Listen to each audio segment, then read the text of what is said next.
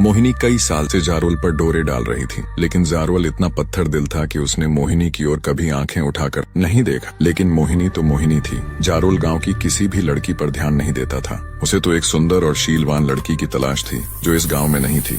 जारोल को पूरा विश्वास था कि एक दिन उसकी भेंट उसकी सपनों की रानी से कभी न कभी अवश्य होगी। लेकिन मोहिनी तो जारोल की दीवानी थी। वह किसी तरह जारोल को सिर्फ पा लेना चाहती थी।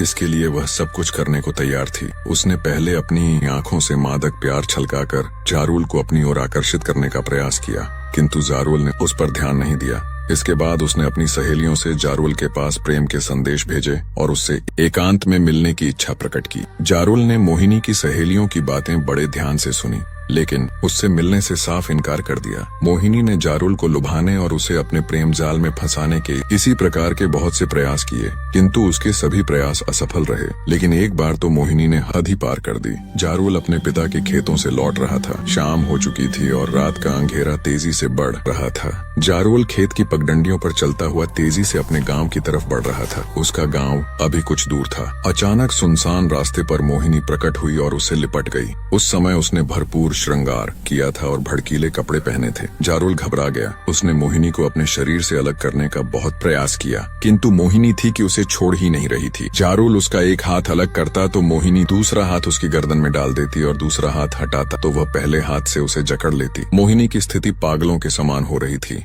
वह कभी जारोल को चूमने लगती तो कभी उसके शरीर से अपना शरीर रगड़ने लगती। उसकी आंखों से वासना टपक रही थी। जारोल ने जब देखा कि मोहिनी उसे किसी तरह छोड़ने को तैयार नहीं है तो उसने मोहिनी को अपने से अलग किया और उसे दूर करने के लिए एक जोरदार धक्का दिया। जारोल के धक्के से मोहिनी दूर जा गिरी।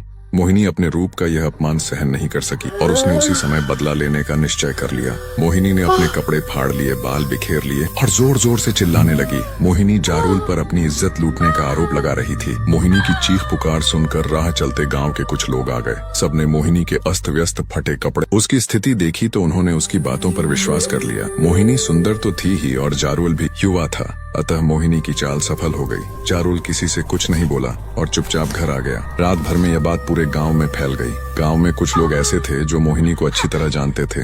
इनमें मोहिनी की सहेलियों के घर वाले भी थे, जिनसे मोहिनी जारोल तक अपने प्रेम संदेश भिजवाती थी। ये लोग जारोल का पक्ष ले रहे थे, किंतु मोहिनी ने अपना जाल इस तरह फैलाया था कि गांव के अधिकतर लोग उसी का पक्ष ले रहे थे और जारोल को भला बुरा कह रहे थे। यह बात धनी किसान तक भी पहुंच चुकी थी। वह जारोल को अच्छी तरह जानता था, लेकिन वह सीधे सीधे अपने बेटे की कोई सहायता नहीं कर सकता था। ऐसे मामलों में हमेशा से जो होता रहा है वही हुआ और अगले दिन पंचायत बैठ गई।